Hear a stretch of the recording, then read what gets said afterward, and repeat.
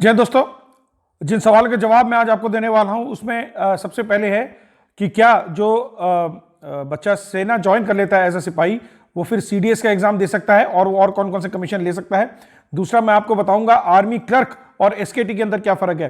तीसरा रेजिमेंट की बात कैसे होती है, एक बार जो आपका सिलेक्शन हो जाता है तो कौन सी रेजिमेंट मिलेगी ये किस बात पर निर्भर करता है। दूसरा, यदि आपके डॉक्यूमेंटेशन में आपका डॉक्यूमेंट लॉस्ट हो गए हैं, गुम हो गए हैं, तो उसकी क्या प्रक्रिया रहेगी। तीसरा मैं आपको बताऊंगा टेक्निकल की मेरिट लिस्ट के बारे में। और अगला रहेगा क्या आपको एनसीसी के अलावा या स्पोर्ट्स के अलावा और भी कोई ऐसी चीजें हैं जिनके आपको एक्स्ट्रा मार्क्स मिलते हैं जीडी में या क्लर्क में। तो इन सवाल का जवाब दूंगा मैं। यदि आप इंटरेस्टेड हैं तो वीडियो आगे तक देखिएगा, अन्यथा हमेशा की तरह आप वीडियो छोड़ के जा सकते हैं। मैं नहीं चाहता कि आप अननेसेसरी अपना टाइम जो है वेस्ट करेंगे सोच के कि क्या है। दूसरा बच्चों मैं आपको बताना चाहता हूं कि आप मेरे थंबनेल पे भरोसा कर सकते हैं।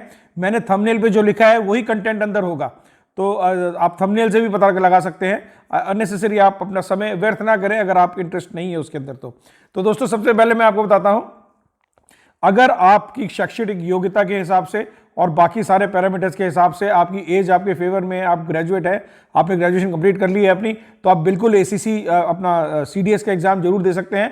सरकार आपको बिल्कुल फ्री करेगी वो एग्जाम देने के लिए। बिल्कुल आप दे सकते हैं। सिलेक्ट हो गए आप तो आप जा सकते हैं। इसके अलावा आपके पास ऑप्शन रहेगी एसीसी। तकरीबन जो पहले जो आपको मौका मिलेगा वो एसीसी में जाने का मिलेगा अगर आप सीडीएस के थ्रू नहीं जाते हैं तो। एसीसी के बाद आपको मौका जो है स्पेशल कमीशन के तौर पे भी मिल सकता है 30 साल की उम्र के बाद, और तकरीबन 37-38 साल की उम्र तक आते आते आपको जो है एसएल कमीशन, स्पेशलिस्ट कमीशन जो होता है, उसमें आप जरूर जो है ट्राई कर सकते हैं एज एन ऑफिसर आर्मी में जाने के लिए। और नेक्स्ट मैं आपको बताता चलता हूँ आर्मी क्लर्क और एसके टीम क्या फर्क है। देखिए दोस्तों, क्लर्क जो है वो बेसिकली डॉक्यूमेंटेशन से डील करता है। डॉक्यूमेंटेशन कई प्रकार की हो सकती हैं, जवानों की पर्सनल डॉक्यूमेंटेशन हो सकती हैं, डिसिप्लिन से इश्यूज हो सकता है, अकाउंट्स हो सकता है, मिसलिनियस जो है हर तरह की डॉक्यूमेंटेशन वो क्लर्क देखते हैं। जो स्टोर कीपर टेक्निकल होता है, एसकेटी को बोलते हैं स्टोर कीपर टेक्निकल, तो वो जितना भी हमारे पास टेक्निकल स्टोर है, हमारे पास बहुत ज़्यादा टेक्निकल इक्विपमेंट है आज की तारीख में लोगों के पास जो है, तो उसका जितना भी टेक्निकल स्टोर है उसके बारे में उसकी पढ़ाई लिखाई, उसकी जानकारी वो जो है एसकेटी ट्रेड को मिलती है।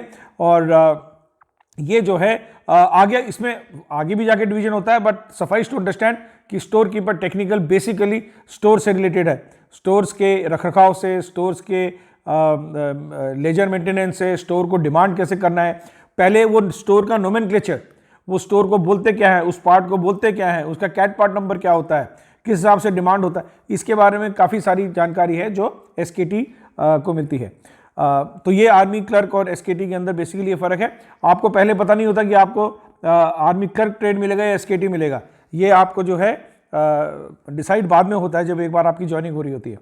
तीसरा है डॉक्यूमेंट अगर आपके जो है गुम हो जाते हैं, खुदा ना करे कभी आपके डॉक्यूमेंट गुम हो गए, तो जो भी आपके एजुकेशनल डॉक्यूमेंट्स हैं वो आप बोर्ड से निकाल सकते हैं। उसके ऊपर डुप्लीकेट लिखा होता है, लेकिन वो वेरिफिकेशन होगी, वो मान्य होगा, वो सही हो जाता है।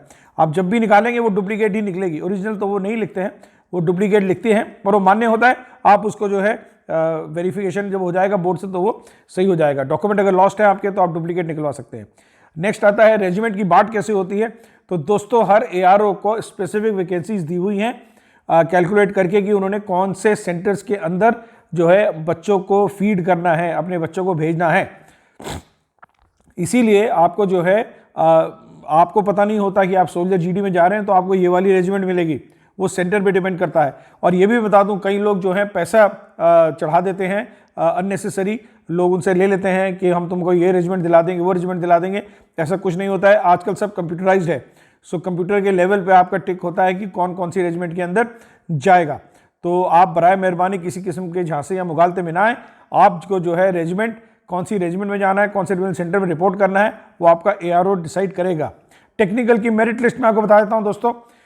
टेक्निकल की मेरिट काफ़ी हाई जाती है। जो हमारा आंकड़ा है, जो हमने अभी तक देखा है, तकरीबन इसका जो रिजल्ट है वो 16 से 18-19% तक सिलेक्शन रहता है।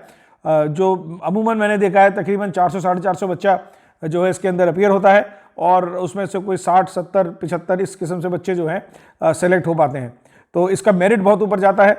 एग्ज़ाम जो है आपको वाकई पढ़ना पड़ेगा इसके बारे में, और पढ़ना ज़रूरी भी है। टेक्निकल के अंदर जाने के बाद आपको जितने भी हमारी टेक्निकल आर्म्स हैं वो ईएमई भी हो सकता है, वो एविएशन भी हो सकता है, इसमें अलग अलग किस्म की टेक्निकल आर्म्स हैं, उसके अंदर आपको जाना पड़ेगा। इसके अंदर काफ़ी जो है सधा हुआ काम करना पड़ता है टेक्निकल ट्रेड को, तो इसके लिए ये ज़रूरत भी है कि समझदार आदमी जो है बहुत ज़्यादा समझ के साथ सोच वाले लोग इसके अंदर जाएं। लास्ट पॉइंट है, क्या किसी और किस्म का, जैसे किसी बच्चे ने लिखा कंप्यूटर का कोई सरकारी अगर दस्तावेज हो, सरकारी सर्टिफिकेट हो, क्या उसके मार्क्स मिलते हैं? तो मैं आपको बताता चलूँ कि जी नहीं, स्पेसिफिक लिखा हुआ है, जो मार्क्स नोटिफिकेशन के अंदर लिखे हुए हैं आपको मिलेंगे, आपको सिर्फ वही मिलेंगे, किसी किस्म के मुगालते में ना आए, आपको और कोई बेनिफिट जो है नहीं मिलेगा।